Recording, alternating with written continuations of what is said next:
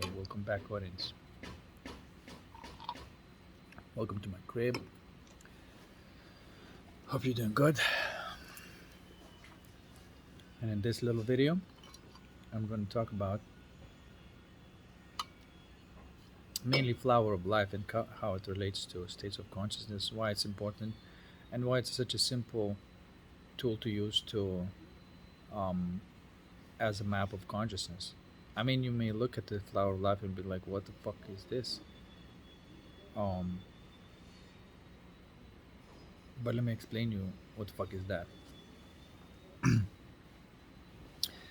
And I really like simplicity and basic geometry and symbolism to refer to these states of consciousness that often are talked about. But just because they're talking about something doesn't mean it means anything, because meaning has to be stemming from the feelings, the deeper states of consciousness. That's the meaning. Okay. And this is why I like geometry and physics.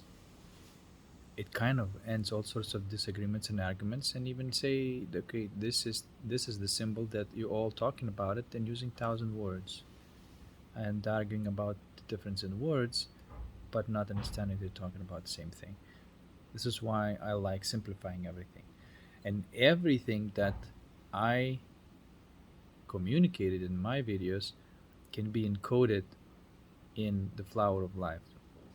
Now I have to be more specific here because there is not just flower of life, there is a seed of life, the germ of life, the flower of life, and then the fruit of life.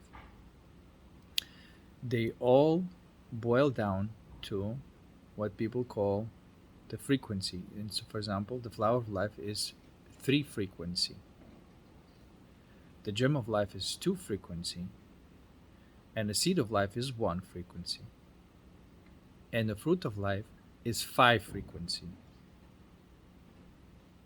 I don't think it can have 4, but 5 frequency is a fruit of life. And so everything that you will ever experience is based on this holographic disc that we call it the flower of life.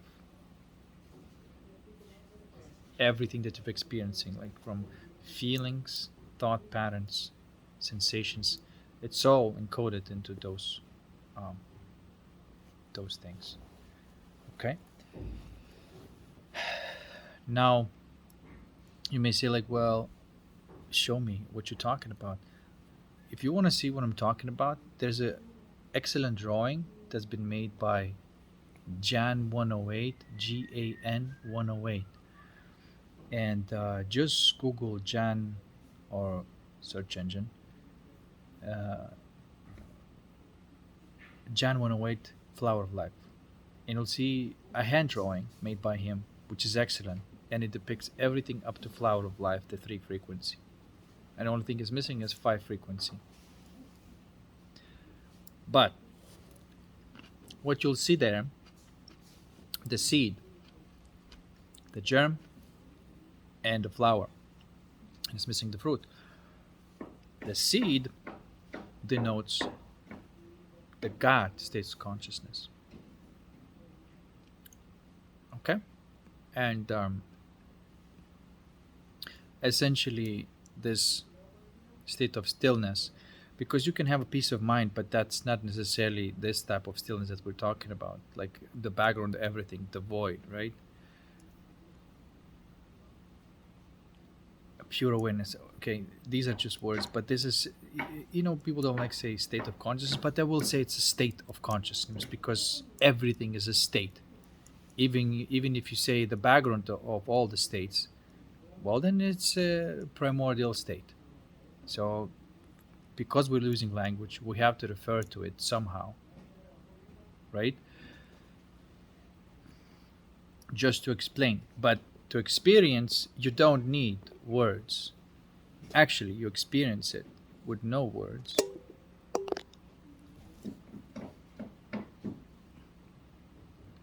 but through attention and awareness.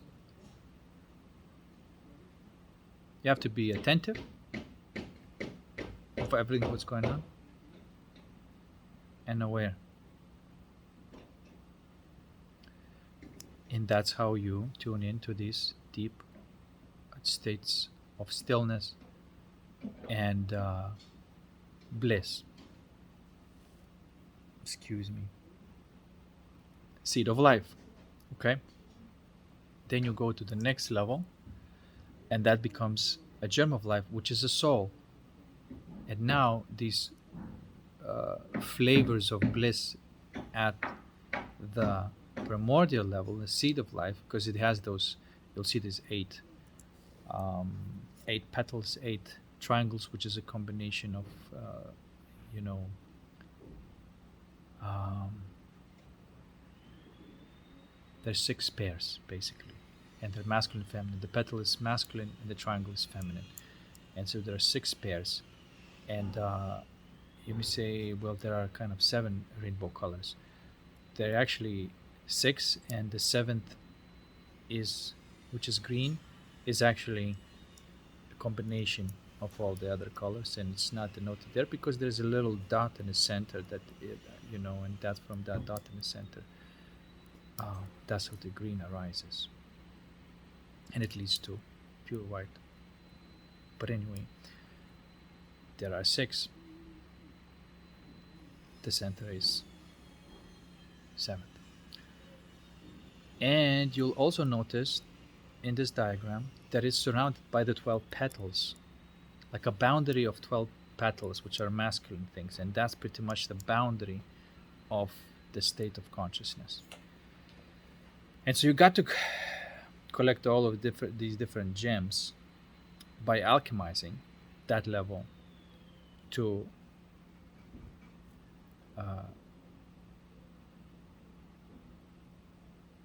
experience these states of consciousness that perhaps are like always fresh and new. Let's just say they're cutting edge. They're always changing, and so things are always the same. Okay, I don't want to stay too much on this, but that's the first order of business for the alchemist. I have to say that it's not for everybody to alchemize this deep level. It's not for everybody. Whoever has that type of angst, existential angst, and that perhaps it's very deep, then they are likely alchemists of those deeper levels. Okay. Then we move to soul, which is a germ of life, and that is about feelings from these blissful states. Now we're going to actual feelings that we all can relate: the sense of security, comfort, coziness, joy, laughter, ecstasy, the feeling of strength, and and you have all these feelings that are arising from there. And there are 42 masculine and 24 feminine at this level, including those primordial 18 ones, right? Like there's 12 masculine around, 6 masculine to center, and 6 feminine. Now, the interesting thing about this is that, first of all, it has masculine boundaries, so it's like cannot leave that space.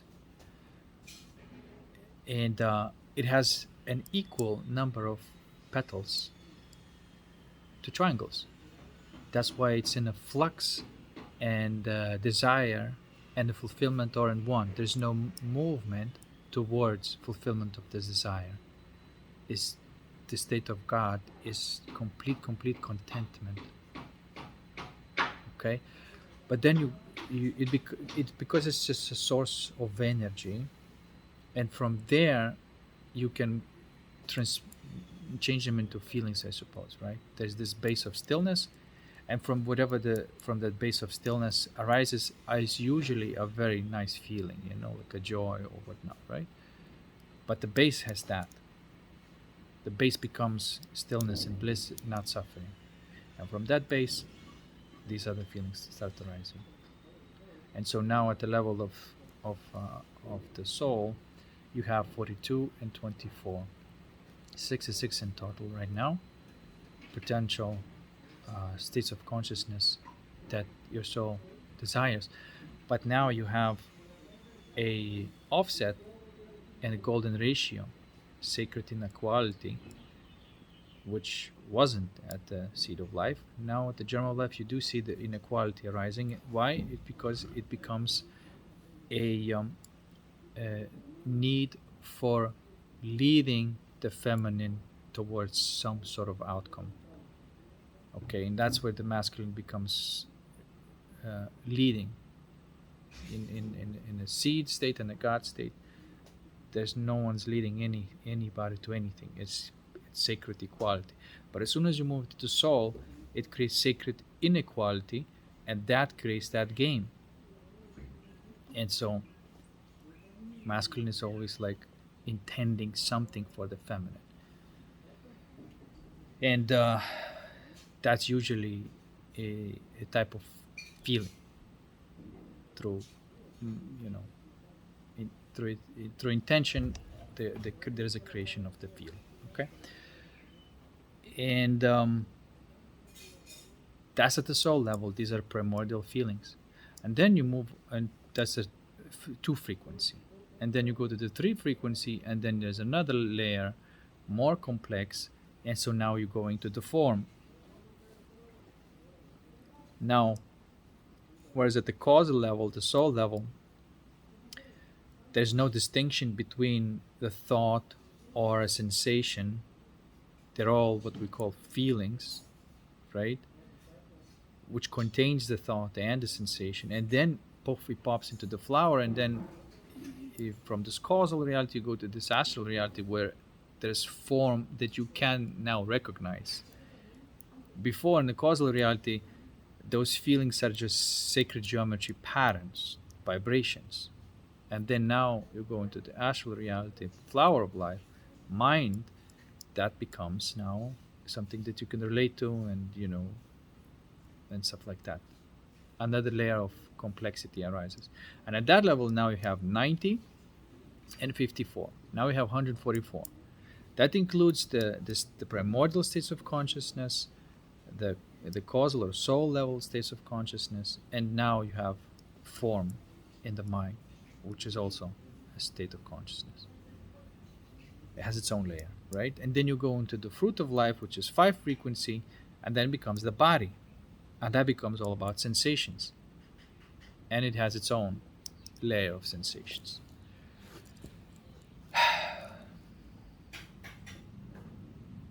Okay, and I think it has 240 masculine, 150 feminine, and so there is a motor sensory, right? There has to be a motor motion in order sensation to occur, masculine and feminine. In the mind, this is why there is an action and then sensation. In the mind, there is intention, and then there is allowance for that intention to be what it wants to be. And then at soul level, you also have intention, but it's not for the form, for the feeling. And then at the seed level, God level, all you have is attention and awareness, and it doesn't have any kind of intention there, because they're all equal, and there's no one's leading anything to anything, right? And so it's almost like the touching is already happening. Is if you compare the body, my finger is moving and touching and creating a sensation. Everything at the seed of life or God state is already touching each other at as much as it can possibly touch. All states of consciousness are involved. Okay, so now I said that at each layer it includes the ones before. I don't think it's correct. But look at and count it, right? I don't think it's correct what I just said. Actually, it doesn't include it. You have 18 and a seed of life. You got 42, excuse me, 18 at the seed of life, 66 in a germ of life, 144 in the flower of life, and 390 in the fruit of life. These are all soul desires. These are all desires. And we're here to collect them all. And that's the game. And not only to collect them all, because once you collect them, then you have like infinite ways that you can create. It's just like having, for example, how many melodies you can create with the guitar having six strings, right? Like almost infinite, right? The same way here, it's almost infinite combinations that you can create. And you may desire something like this, and maybe you want a little bit different, next time, and it just never ends, right? The creation process never ends, and it goes from the seed. And by the way, why it is so amazing is because everything is always just that disk. There's You can call it 2D, and it creates a holographic experience as it's 3D, but it's really just a show of light, and it's a holography is an illusion. That's why whatever is real is whatever is encoded in the flower of life. That's code, and then whatever it's being projected from it as a show of light is just an illusion. Okay, that's why you have to say that illusion, everything but the seed is an illusion, which means your soul, your mind, and your body is a holographic illusion. Doesn't mean that it's not real. Just the word illusion is also not really good word, because it implies something in English language that is just like illusory, that is not real, but it's not it. Everything that you've ever experienced is going to be a show of light, a holographic projection. And so it's always going to be, as I always say, it's quite basic. The primordial states of consciousness, the peace, bliss, uh, soul states of consciousness, feelings, mind states of consciousness, forms, body states of consciousness, sensations. And we want the combination of those, right? And sometimes I have to say, like, if somebody works really hard to get like a certain type of uh, sensations just in the body, which means like, it comes in some sort of form and you get to experience it, but there's no depth to it. And so people say, well, I got it, but it didn't have the kick that I thought it's going to have, right? Because they have not built it from the bottom up. They just went a superficial thing. They just try to rearrange the fruit of life, but you gotta grow it. You gotta grow it from scratch. It will have everything that it had at the beginning, at the end, right? It will have this flavor of bliss if you built it from bliss. It will have the flavor of joy if you built it from joy, and it will have the flavor of beauty if you build it from beauty. Okay, but if you just built it, there was no joy, there was nothing, and you just like affirmed it 1,000 times, or did your funky ass repetitive imagination or whatever, it will come to you, sure, but it will be just as superficial as your attempt. So I know a lot of people talk about this flower of life, but almost nobody knows that what the flower of life means, and it's basically a template from which the holographic illusion happens. right? And it's moving so fast in the trajectory of pi, if you will, that creates this show of lights, this flickering, right? For example, right now in this, everything looks solid and real, and I can interact with it, right? But in the actual reality, this laws of physics kind of go away, and everything becomes malleable, and everything, you can see things like its lights are flickering through. It has a more malleable quality. Reality has more malleable quality. You can walk through walls, and and things look very vibrant in colors. You can even see maybe the flickering rate of reality, because it's less dense, so you can see the flickering of the motion of the holographic projection. Then go to the causal reality, which is becomes more like this primordial patterns, like more geometry, right? DMT like experience, where it's just before it comes into the form of mind that you can understand. It just becomes this more of the soul language, right? And then if you go even deeper than that, and sometimes people on 5-MeO, they report this complete void before any light has been switched on. That's ultimate stillness and peace. Okay, which is a base of everything, and it's necessary to have that base to build anything. Because, like, if you're going through life and you have negative experience, eh, which is the fruit, you've got to replant that seed and give a different conditions, and you can't use the same patterns that trying to say to relive the cycle. You gotta those patterns that cause you negative experience, you have to alchemize it, you zero it out, and from that zero, now you can create a new something new that you want, right? That's why the seed of life is important, and that's pretty much the whole game of alchemy, is working with the seed of life, basically focusing on the deepest primordial states of consciousness and alchemizing anything that is in the way of being in that stillness and bliss.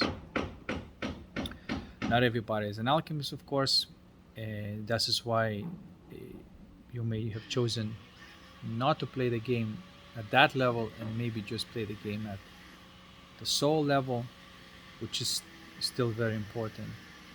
And some people decided that they just want to play at the mind level, right? Not even the soul level, which means that they are really dependent on people who play the soul game, and soul people depend on people who play the God game, right? It's all like there's that structure there. And some people, or not even people, you can, I don't know if you could, I'm not sure if you can call them people, chose just to be in physical and not to have a capacity for astral, you know, connections, imagination, or whatever, just like a non-player character, you know.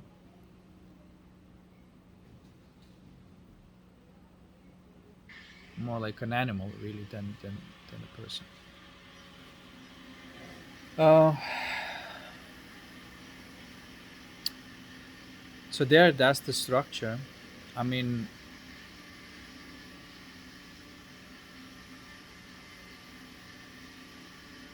you can map of what kind of states each gem represents and stuff like that. But the moral of the story is that that's all it is. It's all it is. It's those structures that's moving in the circles, painting everything and moving it so fast that it's creating your feelings, your thought patterns, and the sensations.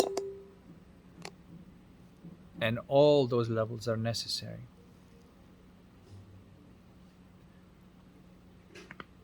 Because, let's say, in astral reality, you can create anything you want almost instantaneously and experience an event, but it's lacking It's lacking delay. It's lacking the story. You see what I'm trying to say? It doesn't have a cohesive story. That's why you need a finally, once you create the movie, you gotta watch the movie also, right? That's what you really wanted to do, but you don't try to, control the monitor. You just want to create, and that's where actually the most satisfaction is coming from. If you build everything from the ground up, peace, bliss, feelings, imagination, thought pattern that you want, and then comes into the physical. And that's the story. This is how pretty much it all works. Um, and then, of course, because there's almost infinite possibilities with the structure, uh, you may choose to play any kind of game because there's so many games to play, and they're all obviously based on the structure. You can see that they all have a meaning, and the meaning is what is whatever brings a state your state closer to that state of consciousness of God, so to speak. That's really the game. Like even like if the comedian is making a joke, it's playing a game with the audience, and it's the game. I mean, the purpose of the game is to bring the audience as close as possible to joy, right? That's the game. So every game has to have a meaning, and the meaning is the feeling uh, that you can extract from this experience, from this game. Okay, and that's, you live a rich life this way, where you live with depth. I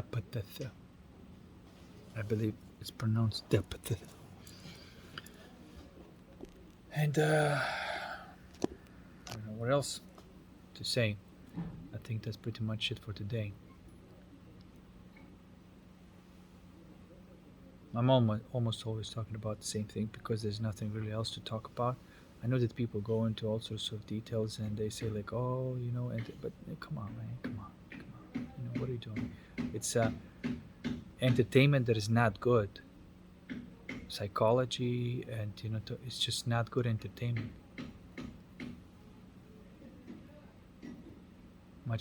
There's much better entertainment.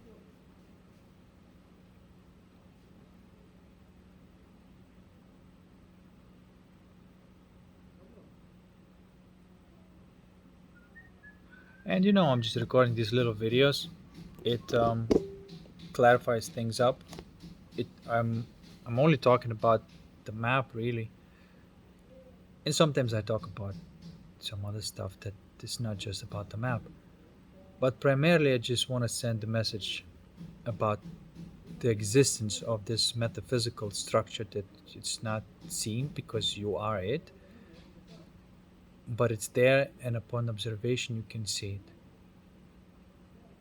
it. Anybody at any point can has all these capacities of consciousness, and therefore, suffering is bullshit. It's absolute nonsense. It's an error in the system. I consider the error in the system, and honestly, um, what's been happening here on this planet, but it's basically recently just ended. But what's been happening? All these messages were being sent that it's all about soul evolution, stuff like that, knowing full well that the forces were preventing that actually, and just using people for energy or whatever, all that myth. But it was true, and now that shit is gone. Now, actually, uh, it is possible to enjoy life, create, play, and the things that didn't work out before will work out now.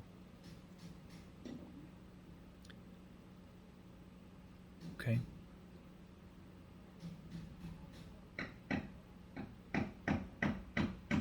And people won't know, like, why do they feel so good? Why do they feel so peaceful? They don't have that much fear anymore.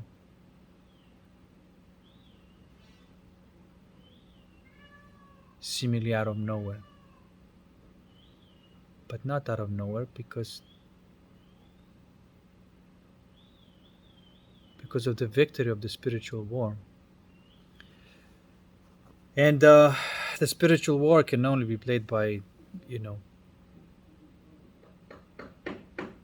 this is why, like, this reality was created not for the spiritual war, of course, but when it gets out of control and the darkness takes charge, then the system sends in the net runners to reset the system back to harmony again, and take out these mofos who cheated at the game. And um, and then it goes back to normal again. It becomes like a game rather than a trap. And everything that I'm telling you, whereas before it would be like almost impossible to alchemize your feelings, because it would go and rest at such a deep degree of pain that almost everybody would turn away from it. Now it's not there anymore. Now those little emotions that are coming your way, these negative emotions, anybody can alchemize them, and out of that, access that positive feeling, imagine what they want, and it will come in their reality. And that does not eliminate a certain degree, natural level of fear that the system has, and it has to have, because we're all signed up for this. But it will be dealt with, right? It will be dealt with in the right way. It will, like, there will be a negative emotion. No one's going to avoid that. There's going to be negative emotion, but the way we deal with them, we're not going to. There's two ways always to deal with it, right? One way is corrupt, the other way is correct. Correct is to alchemize that, transmute it, find that positive feeling in there, imagine it, and then it will manifest the way you want. That's correct. Incorrect is to leave that negative state inside of you and create all sort of strategies in life, consciously or subconsciously, how not to feel this ever again, and and and in the consequence hurting other people, because you have not done your sacrifice and your due diligence to earn your fulfillment of your desire, which means you're going to have to steal from others. That's corrupt way of going, right? This reality permits this, and this particular path just gone way out of hand, um, and this is why it has been stopped. But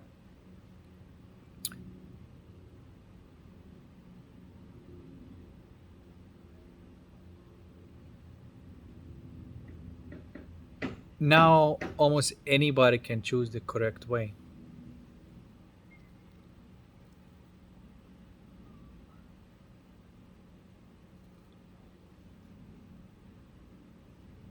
You know, like, it doesn't change that much. It's just that that's not serious anymore. You can do all sorts of stupid ass shit that you used to do. It's just that it's going to be not serious, you know. As opposed to, like, if you're using something to enjoy, or rather using something because you need to, otherwise you're going to be in pain. That things fall away, right? And of course, you would choose perhaps not to be in environments where uh, people are um, still kind of addiction driven, so you can do whatever you want to do in a state of enjoyment, whatever that may be. This is why, like, a lot of things in the matrix, they're not intrinsically bad. It's just that there's they become such a um, addiction driven thing that it's not fun anymore. It becomes dark. We're supposed to be just enjoying, right? So